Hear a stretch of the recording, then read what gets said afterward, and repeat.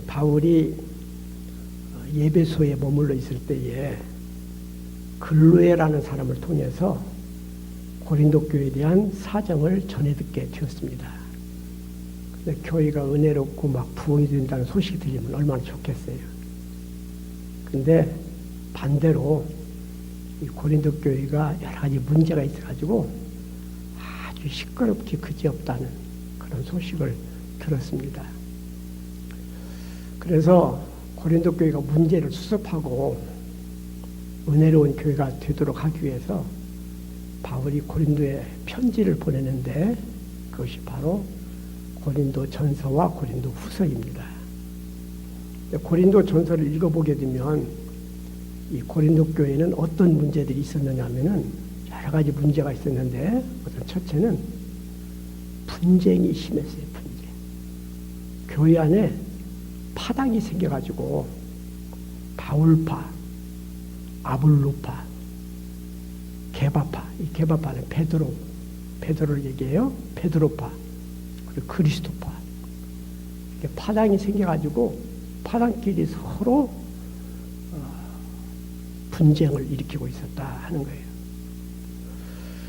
그리고 고린도전서 6장에 보면은 또 사회법정에 고소고발을 해가지고 교회 문제를 가지고 세상법정에 가서 재판을 받는 그런 문제를 안고 있었고요. 또 고린도전서 9장에 보게 되면 이 바울의 사도권에 대해서도 아주 논쟁이 심했어요. 어떤 사람들은 바울은 사도가 아니다 사도다 이렇게 교인들끼리 다툼이 심했어요. 사도라고 그러면은 예수님의 직제자를 사도라고 그러는데 사실 바울은 예수님의 직제자는 아니죠. 그러나 바울은 부활하신 예수님을 직접 만났고 그 예수님이 온 세상에 복음을 전하라고 사명을 주셨고 그래서 바울은 자신을 사도로 그렇게 여기고 있는데 고린도 교인들 일부는 바울은 예수님의 직제자가 아니고 사도가 아니지 않느냐 이런 시비가 많이 있었다고 그래요. 그래서 바울은 다른 사람은 몰라도 너희들은 내가 복음을 전해서 예수를 믿게 되었고 또 내가 너희들 가운데에 많은 능력과 기적도 나타내게 됐는데 어찌 너희들에게 내가 사도가 아니겠느냐 이렇게 주장을 하기도 하고 그렇습니다.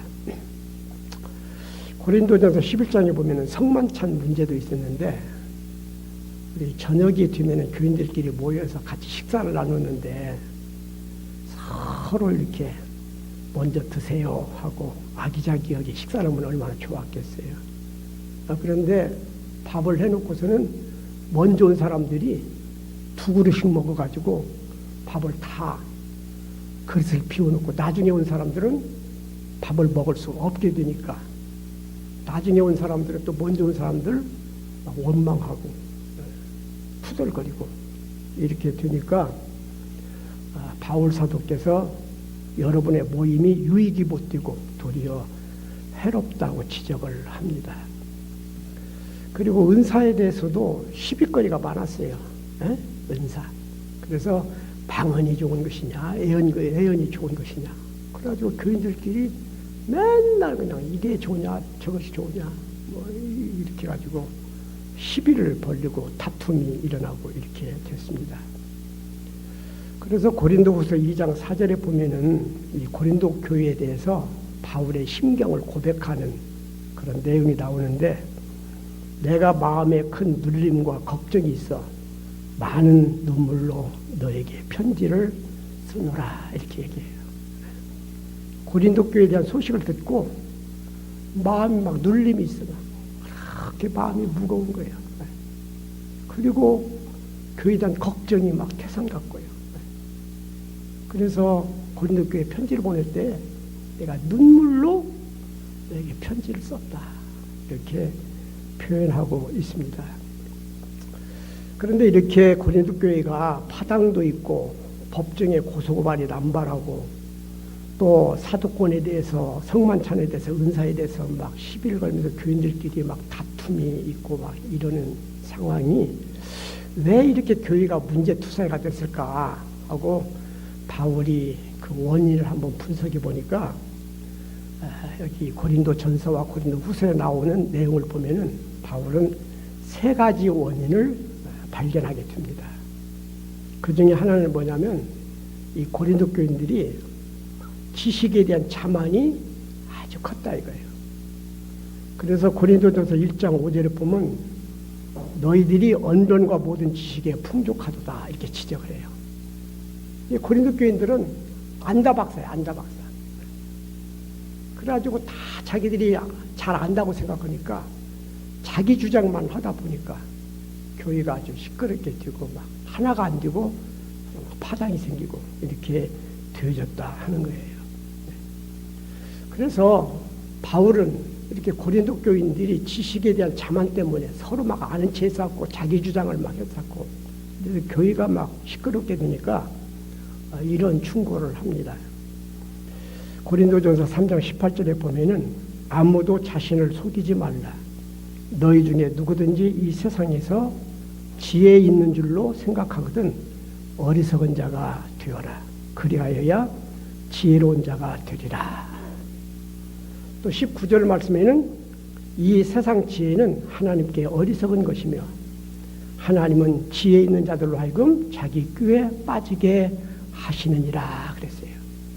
똑똑한 체험은 자기 꾀에 빠져가지고 자기 지식에 자기가 매몰되게 되어지니까 제발 내가 많이 알고 있다고 내가 제일이라고 이런 자만에 빠지지 말아라 하고 바울이 충고를 하게 되는 것입니다. 또 하나의 원인은 뭐냐면 이 고린도 교인들이 사랑이 결핍되어 있다. 사랑. 네? 사랑이 결핍되어 있어요. 그래서 이 고린도전서에 보게 되면 그 유명한 사랑장이 나와요. 13장에. 그 고린도전서 13장을 통해서 네가 천사의 말을 해도 사랑이 없으면 아무것도 아니다. 네가 방언을 하고 막 기적을 행하고 능력을 행해도 사랑 없으면 그거 아무것도 아니야. 또 네가 네 재산을 가지고 많이 구지하고 좋은 일을 많이 한다고 해도 사랑이 없으면 그거 아무것도 아닌 거야. 이렇게 이야기를 하면서 사랑은 모든 것을 참으며 모든 것을 믿으며 모든 것을 바라며 모든 것을 견디는 것이다. 우리 인간에게 믿음과 소망과 사랑 이 세 가지는 꼭 있어야 할 요소지만 그 중에도 제일 중요한 것은 사랑이다. 이렇게 사랑을 강조하고 있습니다. 그러면서 고린도전서 16장 14절에 보면은 고린도전서 첫 번째 편지라고 그래요. 이 첫 번째 편지 마지막 인사를 하는 마당에서 간곡한 부탁을 하는데 따라서 봐요. 모든 일을 사랑으로 행하라. 이 말로 첫 번째 편지를 마무리를 해요. 모든 일을 무엇으로 행하라? 사랑으로 행하라. 사랑이 부족해서 그래요. 그리고 또 한 가지 원인은 무엇이냐면 이 고린도 교인들이 마음이 좁다 이거예요. 마음이 좁아. 마음이 좀 넓지를 못하고 마음이 좁아서 이렇게 분쟁도 생기고 다툼도 생기고 시비가 막 끊이지 않고 이게 마음이 좁아서 그렇다 이거예요. 그래서 바울은 고린도 교인들에게 따라서 봐요. 마음을 넓히라. 이렇게 충고를 하고 있습니다. 여러분 마음이 넓고 좁은 그 차이가 뭐냐? 제가 설명을 드릴 테니까 오늘 여러분들의 마음은 넓은 마음인지 좁은 마음인지 한번 진단을 해 보시기를 바라요. 우선 우리가 외부로부터 자극을 받았을 때에 마음이 좁은 사람은 쉽게 흥분하고 이성을 잃어버립니다.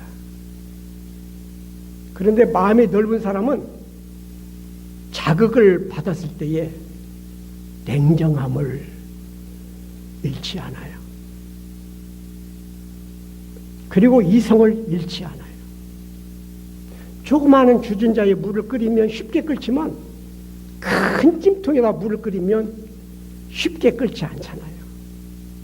마찬가지로 마음이 넓은 사람은 자극을 받았을 때에 그 자극을 소화하는 힘이 있어요. 마음이 좁은 사람은 그 소화력이 없어가지고 무슨 자극을 받으면 막 화가 나고 막 성깔을 내고 막 주체할 수 없는 그런 거친 행동을 보이게 돼요. 이게 마음이 넓은 자와 좁은 자의 차이점입니다. 또 일을 할 때에 마음이 좁은 사람은 부정적이고 소극적이에요. 그리고 변명이 많아요. 이게 마음이 좁은 사람의 모습이에요. 그래서 뭘 하려고 그러면 안 된다, 할 수 없다, 하지 말자, 이런 얘기를 많이 해요. 이게 마음이 좁은 사람들의 모습이에요. 그런데 비해서 마음이 좀 넓은 사람은 긍정적이에요. 긍정적. 된다, 할 수 있다, 한번 해보자, 이런 마음을 가져요. 네? 여러분, 블레셋이 이스라엘에 쳐들어왔을 때에 그 블레셋의 총사령관이 골리앗이라는 장군이었어요. 이 골리앗은요, 체구가 막 어마어마해요. 거의 기운이 막 천하장사예요. 그러니까 이스라엘의 그 군인들은 그 장교나 사병이나 그 거대한 몸집을 보고, 그리고 예전에 그의 전력을 전해 들었을 것 아니에요. 보고 겁을 집어먹고 다 도망치고 바위 뒤에 숨고 아무도 그와 싸우게 나서지를 못해요. 이게 마음이 좁은 자들의 모습이에요. 그런데 청년에 불과한 다윗이 말이죠, 내가 저놈하고 한번 싸워보겠다고 나서는 거예요. 그러니까 다윗은 나이는 어렸지만 마음이 큰 사람이야. 할렐루야. 마음이 큰 사람이야. 그리고 자기가 가지고 있는 특기, 장기를 이용해가지고 물맷돌로 골리앗에 급소를 치고, 그래서 골리앗이 기절했을 때에 쏜살같이 달려가서 골리앗의 옆구리에서 칼을 빼가지고 목을 치게 됩니다. 그래서 지 칼에 지가 죽은 놈은 골리앗밖에 없어. 이게 바로 일을 할 때의 마음이 넓은지 좁은지 우리가 판단할 수 있는 기준이 되어집니다. 그 다음에 타인이 잘못했을 때에 마음이 좁은 사람은 그 잘못에 대해서 비난하고, 세상에 그럴 수가 있나? 너는 그것밖에 못해? 너는 잘못했으니까 벌을 받아야 돼. 이게 마음이 좁은 사람의 모습이에요. 그런데 마음이 넓은 사람은 다른 사람이 뭘 잘못한 것이 있을 때에 그걸 이해하고 포용할 줄 압니다. 그가 잘못했을지라도 그럴 만한 사정이 있었겠지. 그럴 수도 있는 거지 뭐. 이러면서 너그럽게 이해하고 포용하는 것이, 이게 바로 마음이 넓은 사람의 모습입니다. 이렇게 마음이 넓은 모습을 우리는 성경 가운데서 요셉이라는 사람을 예로 들 수가 있어요. 이 요셉은요, 야곱의 아들로서 야곱이 12아들이 있는데 11번째 아들이야. 그런데 어렸을 때부터 이쁜 짓을 하고 큰 꿈을 꾸니까 아버지가 요셉에게 관심을 많이 두어요. 형들이요, 그 꼴을 못 보고 시기를 해가지고 이 요셉을 갖다가 상인들한테 돈 받고 팔아먹었어요. 그래서 요셉이 형들에 의해서 팔려가지고 저 애굽에 가서 한동안은 노예 생활을 했지요. 그러나 하나님의 은혜로 나중에 애굽에서 총리가 됐어요. 총리가. 그런데 이스라엘의 흉년이 거듭되니까 쌀을 구하기 위해서 요셉의 형들이 애굽에 가서 요셉을 만났어요. 마음이 좁은 사람 같으면 어떻게 했어요? 너희들이 다 팔아먹었지? 이 나쁜 놈들. 처형. 이랬을 것 아니야. 근데 요셉은 어떻게 해요? 형들이 나를 팔았다고 두려워하지 마세요. 오늘과 같은 날에 우리 가족을 구원하려고 하나님께서 앞서 나를 보내셨을 뿐입니다 하고 너 그렇게 용서를 해요. 그러니까 총리까지 되지. 이런 넓은 마음도 없고 마음이 좁쌀 같으면 감히 총리가 될 수가 있겠어요? 이게 넓은 마음을 가진 사람의 모습이라니까요. 그리고 이해관계에서 마음이 좁은 사람은 자기 호주머니부터 막 챙기려고, 그리고 막 받기를 좋아하고, 조그마한 것 가지고도 막 니끗니끗 하고 싸우고, 이게 마음이 좁은 사람의 모습인데, 마음이 큰 사람은 양보할 줄 알아요. 상대방을 우선시할 줄 알고요. 이게 마음이 넓은 사람의 모습입니다. 할렐루야. 아브람이라는 분이 있어요. 그런데 이 아브람은 고향을 떠날 때에 조카인 롯을 데리고 떠났어요. 그래가지고 가나안에 가가지고 부자가 됐네. 부자가 되다가 보니까 이 사람들은 목축업을 하면서 양, 염소를 키우는데 양, 염소가 막 늘어나니까 두 집안끼리 하인이 막 자꾸 다투어요. 이 양은 우리 것이다, 아니다 우리 것이다 그러고 다투니까 이 아브라함이 가정의 평화를 위해서 이제는 분가해야 되겠다. 그래서 분가를 계획을 해요.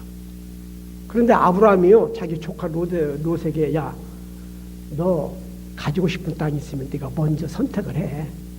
그럼 나머지 내가 가질게. 근데 이 롯은 말이죠, 마음이 좁아. 마음이 좀 넓다면, 아이고 저는 젊고 작은 아버님은 연세 드시고 이제 늙었는데 먼저 좋은 데 가지세요. 나야 뭐 어디 간들 못 살겠어요. 이래야 될 것 아니요. 그런데 이 좁쌀 같은 마음을 가진 이 롯이 말이죠, 사방을 한번 싹 둘러보니까 저쪽 요단 들판에 요단 강도 흐르고 물도 있고 거기 땅이 비옥하니까 나 저쪽 가질래요. 그러는 거예요. 아브라함은 두말 없이 그래, 너 거기 가죠. 우선은 나머지 산악지대로 가게 됩니다. 근데 훗날에 누가 잘 돼요? 아브라함이 잘 되지. 롯은요, 요단 들판에 있는 소돔성에 들어갔다가 소돔성이 불과유황으로 심판받을 때에 쫄딱 망해버렸어요.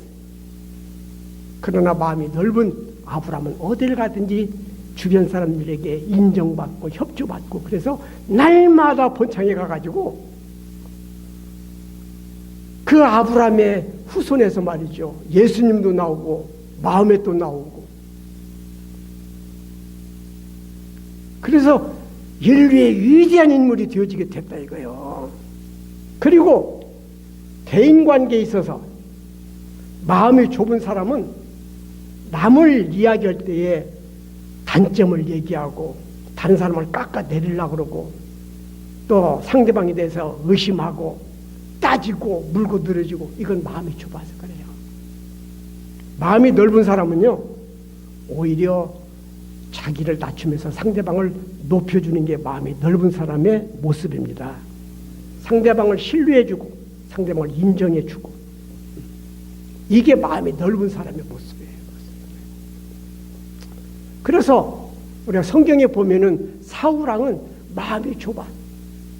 다윗이라는 장군이요, 전쟁만 하면 승리를 거두어. 그런데 승리를 거두는 이 충신, 나라에 크게 공헌할 수 있는 이 장군을요, 의심하기 시작하는 거예요.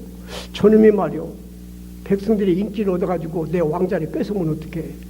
다윗은 그런 마음이 추호도 없는데도 그 충신을 믿지를 못하고 의심해가지고 막 숙청하고 죽이려고 막 그러는 거예요. 그런데 다윗은 말이죠, 사울왕이 자기 죽이겠다고 쫓아다닐 때에 사울을 간단하게 죽일 수 있는 기회가 여러 번 찾아왔어요. 그러나 죽이지 않아요. 왜? 그도 하나님의 기름 부음 받은 하나님의 종이라고 생각해서 내 손으로 결코 그를 해야 하지 않겠다고 그래요. 그런데 나중에 사울은 망하고 다윗은 이스라엘의 왕이 되면서 성군으로 이스라엘 백성들이 가장 존경하는 조상이 되어지게 되는 것입니다. 그리고 우리가 역경 속에서 마음이 좁은 사람은 절망하고 두려움에 떨고 자포자기하고, 이건 마음이 좁아서 그래요. 우리가 인생에 큰 어려움을 당했을 때의 마음이 큰 사람은 절망하지 않아요. 필전팔기의 정신을 가져요. 그러면서 새로운 길을, 새로운 활로를 찾아보고 어떻게 하면 다시 일어설 수 있을까? 어떻게 하면 내 인생을 다시금 찬란하게 펼칠 수 있을까 하고 새로운 길을 찾는 것이 마음이 넓은 사람의 모습이 되는 것입니다. 이렇게 마음이 넓은 사람과 좁은 사람의 여러 가지 상황에 대해서 말씀을 드렸는데, 여러분들은 자기를 한번 진단해 봐가지고 내 마음이 넓은 마음인가 좁은 마음인가 한번 진단해 보세요. 여러분, 마음이 넓은 자에게는 복이 임합니다. 우선 마음이 넓은 사람은 큰 일을 이루어내게 돼요. 사람은 마음의 크기, 상태대로 인물이 형성이 되어집니다. 마음그릇이 커야 큰 물이 들 수가 있어요. 네? 아브라함과 같은 분이 믿음의 조상이 되었고, 다윗과 같이 마음이 큰 사람들이 양을 치던 목동에서 왕이 되었고, 강국을 건설했고, 태평성대를 이룩하는 인물이 되어졌어요. 우리 다은교인도 큰 마음가짐으로 큰 인물이 되시기를 축원합니다. 그리고 마음이 넓은 사람이 지도자가 되고 우두머리가 돼요. 작은 그릇은 큰 그릇 안에 들어오기 마련입니다. 요셉은 형제들 중에 11번째 형제였지만 형들은 마음이 좁았지만 요셉은 마음이 컸어요. 그랬더니 자기 위에 그 형들이 나중에는 다 요셉 앞에 와서 엎드려 요셉을 경배하게 되어집니다. 이게 마음이 넓은 자에 갖는 복이에요. 그리고 마음이 넓은 사람은 사람을 얻어요. 마음이 좁은 사람은 꼬장꼬장 해가지고 사람이 달라붙더라 안 해. 마음이 좀 너그러워야 사람들이 모여들고 친구하고 싶고 가까이 오고 싶고 그런 인물이 되어지게 되는 것입니다. 여러분이가 마음이 좁아가지고 오해하고 삐지고 따지고 물고 늘어지고 그래봐요. 그럼 사람들이 나를 멀리하지.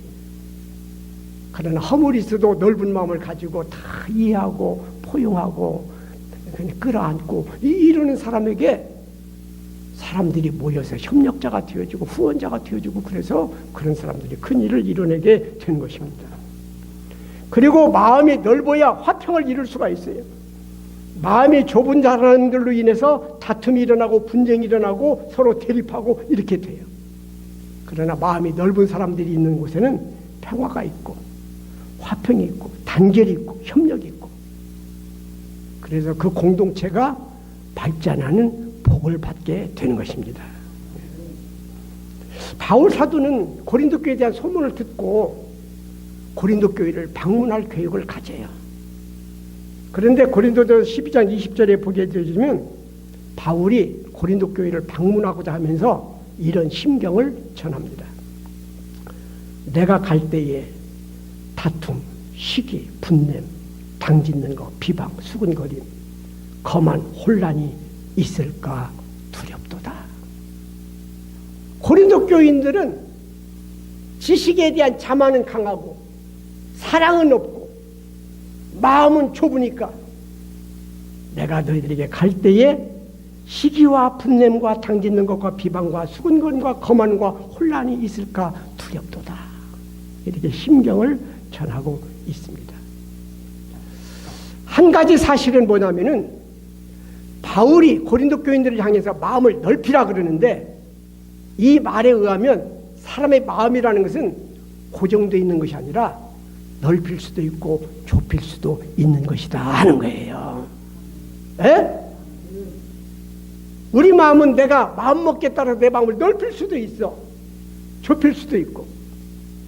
그러니까 우리 다운 교인들은요 마음을 막 잡아 늘려가지고 넓은 마음을 좀 가지고 살자고요. 에? 사울왕의 경우 초기에는 마음이 좀 넓었어요.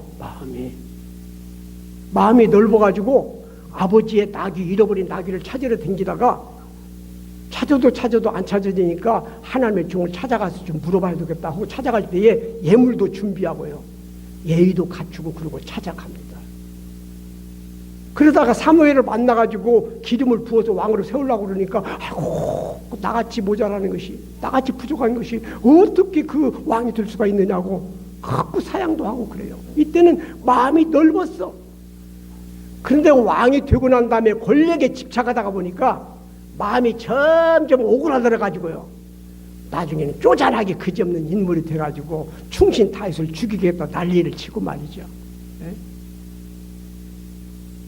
제사장이 다윗에게 먹을 것을 주었다는 정보를 듣고서는 막 제사장 75명을 막 집단 학살하기도 하고, 이래서 아주 역사의 폭군으로 기록되어지게 된 것입니다. 그런데 비해서 모세라고 하는 사람은 처음에는 마음이 좀 좁았어. 그래가지고 자기 동족을 괴롭히는 유대인 그 반장을 보고서는 때려 죽이잖아요. 혈기도 못 참어. 그랬더니 모세인데 광야에 가가지고 하나님을 만나게 되어주고, 그의 마음이 넓어지다가 보니까 이스라엘 백성들의 지도자가 되어주고 이스라엘을 애굽에서 구원해내기도 하고요, 젖과 꿀이 흐르는 가나안 땅으로 인도하는 위대한 지도자가 되어지게 되는 것입니다. 나중에 모세가 시내산에 올라가지고 하나님께 계명의 돌판을 받아가지고 내려오는데, 그 계명에는 10계명이 기록되어 있는데 나 외에 다른 신을 두지 말라, 우상을 숭배하지 말라, 그런 계명이 있어요. 그런데 모세가 시내산에 가서 40일 동안 하나님과 교제하고 있는 동안에 산 밑에 있던 이스라엘 백성들이 금송아지를 만들어가지고 그것이 우리의 신이라고 금송아지 숭배하고 있는 거야. 그러니까 하나님께서 막 진노해가지고 이스라엘 백성들을 막 다 쓸어버리겠다고 그래요. 그때 모세가 하나님 앞에 나서서 뭐라고 그래요? 하나님, 차라리 내 이름을 하늘의 생명책에서 지워주시고 이 백성들의 허물을 사하여 주옵소서. 마음이 넓으니까 이러지, 마음이 좁으면 저 혼자 살겠다고 말이죠. 그랬을 것 아니야. 그러니까 이러한 모세 같은 사람을 통해서 이스라엘 백성들이 허물이 있는데도 하나님의 은혜를 입게 되어지게 되는 거예요. 우리 다운 교인들은 오늘 바울 사도가 고린도 교회에 주셨던 말씀이 고린도에 주시는 말씀이 아니라 하나님의 다운 교인들을 향해서 주시는 말씀으로 알고 마음을 넓히시기를 바랍니다.